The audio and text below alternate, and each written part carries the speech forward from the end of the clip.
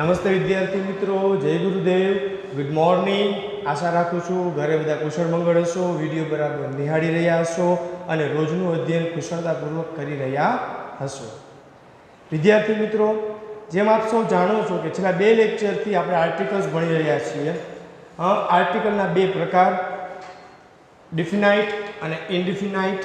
બરાબર, એ 2 પ્રકારમાં પેલો આર્ટિકલનો પ્રકાર હતો ઇનડિફિનાઇટ આર્ટિકલ, એ અને એન, જે માત્ર એક જ વસ્તુ માટે વપરાય એવું આપણે આગળ શીખી ગયેલા. પછી આર્ટિકલ ધ, ડિફિનાઇટ આર્ટિકલ ધની શરૂઆત કરેલી, જે કોઈ નિશ્ચિતતા બતાવવા માટે વપરાય.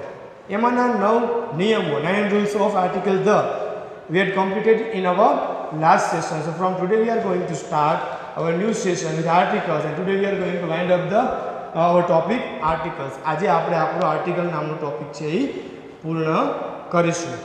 આજે માત્ર આર્ટિકલ ક્યાં લાગે એ શીખીશું. આવનારા ચેપ્ટરની અંદર આર્ટિકલ ક્યાં ન લાગે એ હું તમને શીખવીશ. વિદ્યાર્થી મિત્રો, એવું ફરજિયાત નથી કે આર્ટિકલ બધે લાગવો જ જોઈએ. ઘણા બધા એવા ટોપિક્સ છે જેની અંદર આર્ટિકલ લાગતો નથી. ક્યાં નહીં લાગે એ નેક્સ્ટ સેશનમાં શીખશું. સાથે સાથે પાર્ટ્સ ઓફ સ્પીચનું ઇન્ટ્રોડક્શન આપીશ. એટલે બને ત્યાં સુધી દરેક વિડીયોમાં ઇન્ટરલિંક્ડ રહેવું, કારણ કે બધા વિડીયો એકબીજા ઉપર આધાર રાખે છે. બધા ટોપિક્સ છે એકબીજા ઉપર આધાર રાખે છે. તો before the starting lecture, as our rules, let's do revision. 9 topics હતા આપણા. જે રૂલ્સ આર્ટિકલ ધના હતા એ રિવાઇઝ કરી અને પછી આપણે આગળ વધીએ. That was a first rule is unique thing. Unique થિંગમાં આર્ટિકલ ધ લાગે.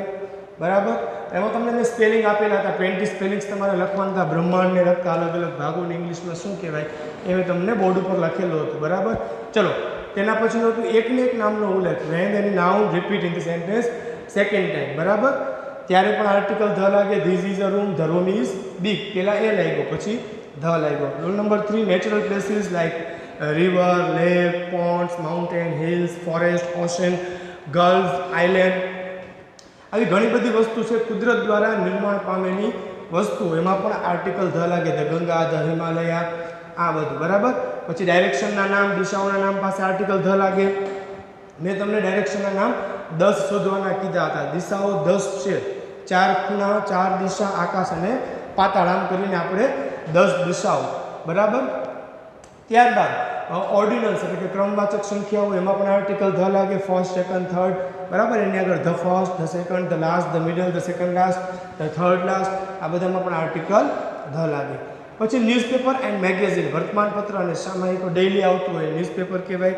અઠવાડિયે, 15 દિવસે, મહિને, 3 મહિને, વર્ષે જે આવતું હોય લવાજમ સ્વરૂપે એ આપણું સામયિક કહેવાય. બરાબર, એમાં પણ આર્ટિકલ ધ લાગે. પછી વેલ નોન ઓર હોલી બુક્સ, પવિત્ર ધર્મગ્રંથો અથવા તો પ્રખ્યાત પુસ્તકો. જે પુસ્તક છે કોઈ લેખક દ્વારા પબ્લિશ થાય છે એ નામનું બીજું પુસ્તક આ વિશ્વમાં કે દુનિયામાં નથી. બરાબર, એના કોપીરાઇટ્સ છે એ કોઈ એક વ્યક્તિને આધીન હોય, એમાં પણ આર્ટિકલ ધ લાગે. જેમ કે the Ramayana, the Mahabharata, the Bible, Quran. બરાબર, ધ પંચતંત્ર, આવી ઘણી બધી બુક્સ, ધ વેદાસ, આમાં પણ આર્ટિકલ ધ લાગે. પછી સમજાવેલું હતું હિસ્ટોરિકલ બિલ્ડિંગ્સ, ઐતિહાસિક ઇમારતો, એવી ઇમારત કે જેની સાથે કોઈ ઇતિહાસ જોડાયેલો છે. બરાબર, તો એમાં પણ આર્ટિકલ ધ લાગે. બરાબર, the Taj Mahal, the red fort, ઘણી બધી. ત્યારબાદ હિસ્ટોરિકલ ઇવેન્ટ્સ, કોઈ દિવસ કે કોઈ ઘટના સાથે કોઈ ઇતિહાસ જોડાયેલો છે, આવા દિવસને આપણે ઐતિહાસિક દિવસ તરીકે ઉજવીએ છીએ. જેમ કે રિપબ્લિક ડે, ઇન્ડિપેન્ડન્સ ડે, એમાં પણ આર્ટિકલ ધ લાગે. આવા 9 નિયમો લાસ્ટ સેશનમાં આપણે કમ્પ્લીટ કરેલા હતા. બાકી રહેલા નિયમો આપણે આજના લેક્ચરમાં શીખીશું. તો આર્ટિકલ ધનો રૂલ નંબર 10, હું અહીંયા સ્ટાર કરીને લખું છું, તમે સિક્વન્સમાં લખી શકો છો. બરાબર, મ્યુઝિકલ ઇન્સ્ટ્રુમેન્ટ. મ્યુઝિકલ ઇન્સ્ટ્રુમેન્ટ ગુજરાતીમાં હું બોલીશ, તમારે પેન્સિલથી લખી લેવું હોય તો લખી લેવાની છૂટ. બરાબર, મ્યુઝિકલ ઇન્સ્ટ્રુમેન્ટ એટલે કે સંગીતના સાધનમાં પણ આર્ટિકલ ધ જ લાગે. શા માટે? કારણ કે દરેક સંગીતનું સાધનનો સૂર છે એ પ્રોપર છે. એનો અવાજ આપણે સાંભળીએ એટલે આઈડિયા આવી જાય કે પ્રોપર આ જ મ્યુઝિક વાગે છે. ઢોલ વાગતો હોય તો ખબર પડી જાય કે ઢોલ જ વાગે છે. અહીંયા એમ ન થાય કે તબલા વાગે છે.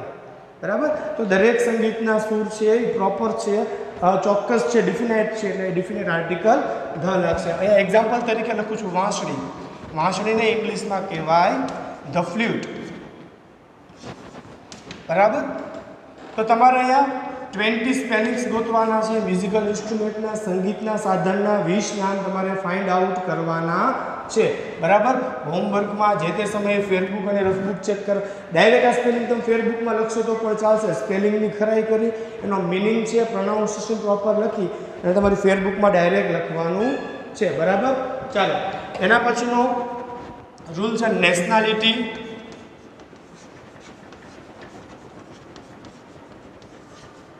communities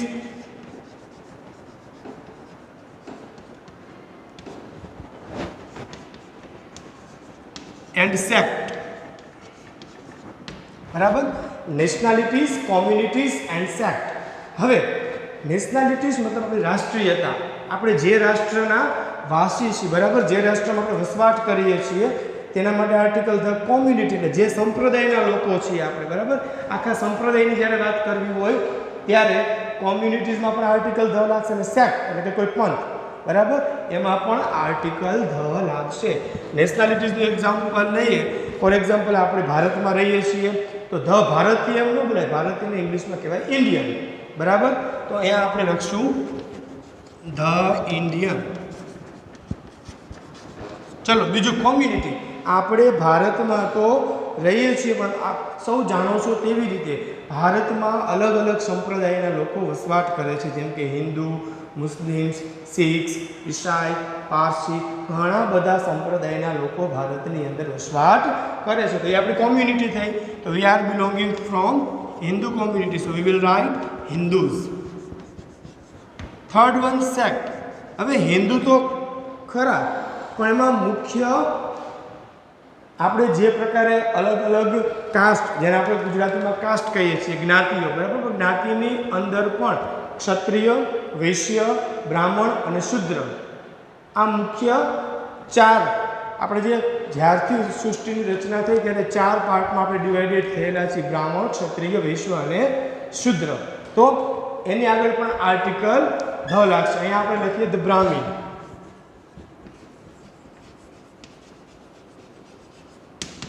પરંતુ વિદ્યાર્થી મિત્રો ખાસ વાત યાદ રાખજો, જેમ મેં ફર્સ્ટ લેક્ચરનો જે આર્ટિકલ્સનો ટોપિક હતો એની અંદર સમજાવેલું હતું કે એક વ્યક્તિનો ઉલ્લેખ થતો હોય ત્યારે આપણે આર્ટિકલ એ અને એન મૂકીશું.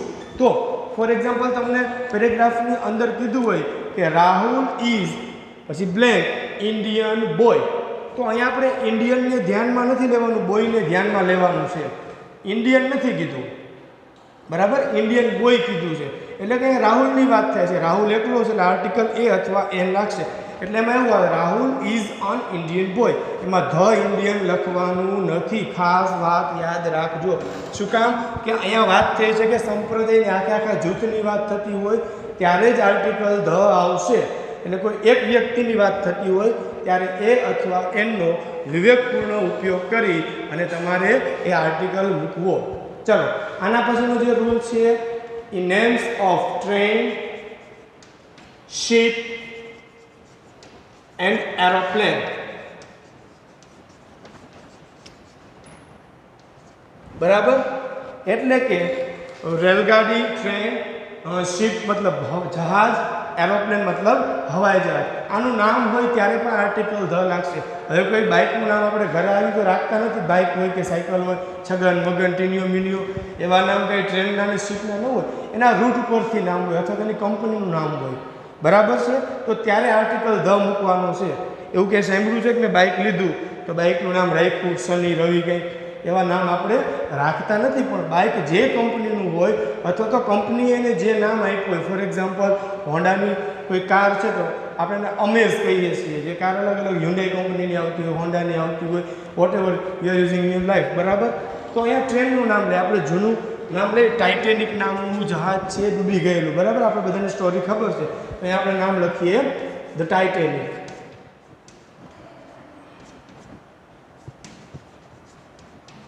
શિપ છે. અત્યારે વિક્રાંત, ઘણી બધી કંપનીઓ, બરાબર, શિપની કંપનીઓ છે એ અલગ અલગ ચાલતા હોય છે. બરાબર. શિપ. હવે ટ્રેનનું નામ લઈએ તો ટ્રેનના રૂટ ઉપરથી ચાલતો. જેમ આપણે એસટી બસમાં જઈએ તો ઇન્ટરસિટી, એક્સપ્રેસ, લોકલ, વિશ્વામિત્રી, આવી બધી ઘણી બધી એક્સપ્રેસ ચાલતી હોય છે. બરાબર. તો ટ્રેનની અંદર પણ એવી રીતે હોય છે. કે અલગ અલગ રૂટ પ્રમાણે અલગ અલગ નામ આપેલા હોય. અહીંયા લખીએ ધ રાજધાની એક્સપ્રેસ.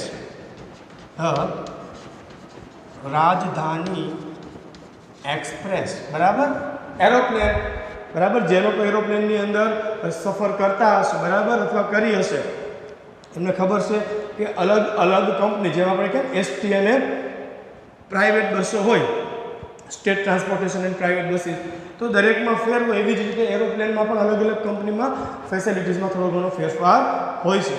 જેમ કે Indian airlines, the Indigo, the spice jet, આવી ઘણી બધી કંપનીઓ છે. આપણે અહીંયા લખીશું ધ ઇન્ડિગો.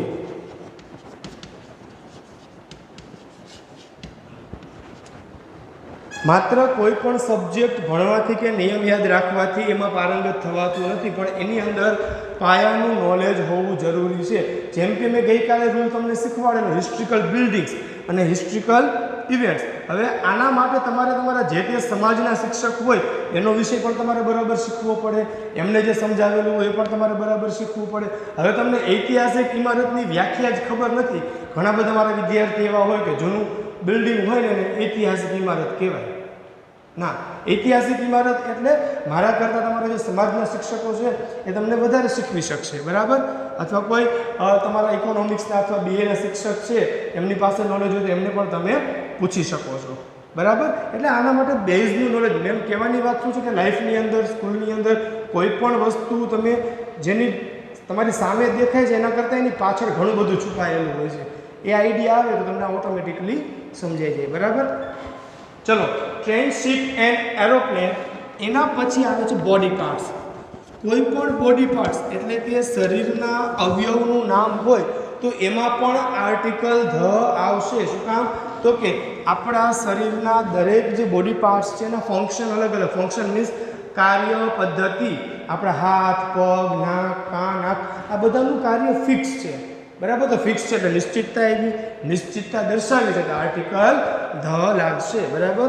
તો બોડી પાર્ટ્સમાં આર્ટિકલ ધ અહીંયા લખું છું. The eyes, the nose, the lungs, whatever જે કંઈ પણ બોડી પાર્ટ્સ છે દરેકના વર્ક છે અને ફંક્શન છે એ ફિક્સ છે, બરાબર. તો એમ 1, 2, 3 અને 4 રૂલ્સ આપણે જોયા. Musical instrument, nationalities, communities and set, train, ship and aeroplane, બરાબર. Body parts. ત્યારબાદ લખું છું જેન્ડર. જેન્ડર નથી બોલતો, જેન્ડર નહીં, જેન્ડર બોલું છું. જેન્ડર મતલબ કોઈ જાતિ. આપણે જેમ કે માનવ જાત છીએ, બરાબર. તો એવી રીતે અલગ અલગ જાતિઓ છે એ આખી જાતિને દર્શાવવા માટે, જો અહીંયા પણ મેં તમને ક્લારિફિકેશન કરેલું છે અને હજી પણ કરું છું કે સમૂહ આખા સમુદાયની વાત થતી હોય ત્યારે ઉપયોગ કરશું. એક વ્યક્તિ, એક વસ્તુ, એક જગ્યા દર્શાવવા માટે એ અથવા એમનો ઉપયોગ કરીશું. ધનો ઉપયોગ પણ એક વ્યક્તિ, વસ્તુ દર્શાવવા માટે થાય, પણ એ ક્યાં? તો કે કુદરતી જે ઇમારતો છે, આ તે ઐતિહાસિક બિલ્ડિંગો છે એક જ હોય, બરાબર. તો ત્યારે ધ વાપરી શકાય, બરાબર. પણ આ બાબતમાં જેન્ડરની અંદર આખી જાતિની વાત થતી હોય, બરાબર, ત્યારે આર્ટિકલ ધ વાપરીશું. ફોર એક્ઝામ્પલ કહું તો ધ કાવ. તો ધ કાવ આવે એટલે તમારે એમ સમજવાનું કે અહીંયા ગાયની આખી પ્રજાતિની વાત થાય છે, કોઈ એક ગાયની વાત નથી થતી, બરાબર. એક ગાયની વાત થતી હોય તો એ અથવા એમ જે આવે તે મૂકી શકો, બરાબર. ધ કાવ, બરાબર. ધ ડોગ, હ્યુમન અથવા હ્યુમન બિંગ પણ લખી શકો, વોટ એવર. ટૂંકમાં તમારે ઇન શોર્ટ એટલું યાદ રાખવાનું છે કે એક વ્યક્તિ આવે તો મારે એ અથવા એન મૂકવો, બરાબર. ચલો આના પછીના રૂલ્સ જોઈએ.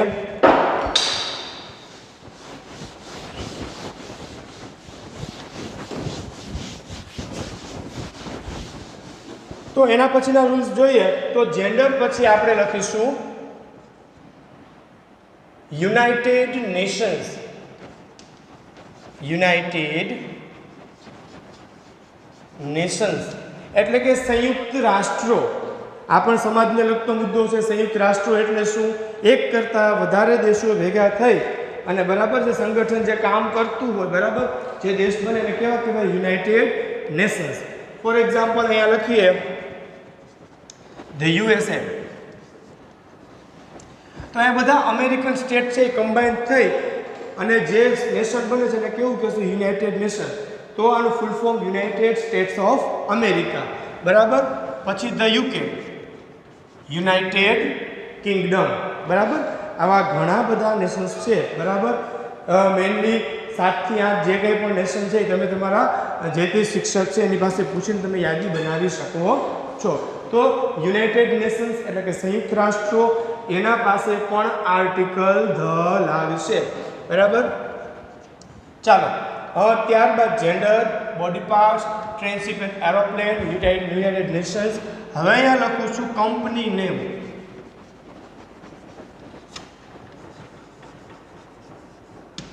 કોઈ પણ કંપનીનું નામ હોય તો એના પાસે પણ આર્ટિકલ ધ લાગશે. શા માટે?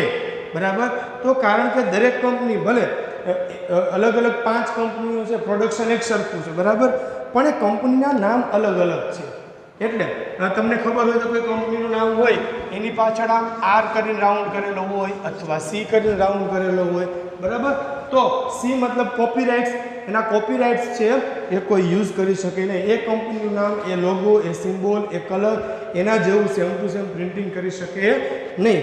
આ આપણને ખ્યાલ હોવો જોઈએ as a being student of commerce. Okay. તો કંપનીનું નામ છે એ લખું ધ રિલાયન્સ, ટાટા. આપણે ટાટા બોલીએ છીએ but it is not tata, it is tata, બરાબર. ટાટા બોલ, આપણે ટાટા બોલીએ છીએ. પછી બજાજ, વોટ એવર, ઘણી બધી કંપનીઓ છે. કોઈ પણ પ્રાઇવેટ લિમિટેડ કંપની હોય એમાં પણ તમે આર્ટિકલ ધ મૂકી શકો છો. કંપની નેમ પછી આવે છે સર્વિસ સેક્ટર. કંપની નેમ પછી આવે છે સર્વિસ સેક્ટર. તો સર્વિસ સેક્ટર મતલબ શું? તો કે સેવાકીય સંસ્થાઓ. કંપની શું કરે? તો કે પૈસાના બદલામાં તમને કોઈ વસ્તુ આપે, પ્રોવાઈડ કરે, બરાબર. જ્યારે સર્વિસ સેક્ટર શું કરશે? તમને પૈસાના બદલામાં કોઈ સેવા આપશે, બરાબર. તો એની પાસે પણ આર્ટિકલ ધ લાગશે. ફોર એક્ઝામ્પલ હું લખું LIC, the LIC, life insurance corporation, બરાબર. એવી જ રીતના લખું કોઈ બેંકનું નામ, the SBI, the state bank of India. શું કામ? તો કે બેંક છે શું કરે છે? આપણા જ પૈસાની લેતી દેતી, આપણા વ્યવહારો બધા સાચવે છે, જે તે સુવિધાઓ આપણને પ્રોવાઈડ કરે છે, પૈસાના બદલામાં સેવા આપે છે. તો એના માટે પણ આર્ટિકલ ધ વપરાશે. હવે એના પછીનો મુદ્દો છે ગવર્મેન્ટ પોસ્ટ.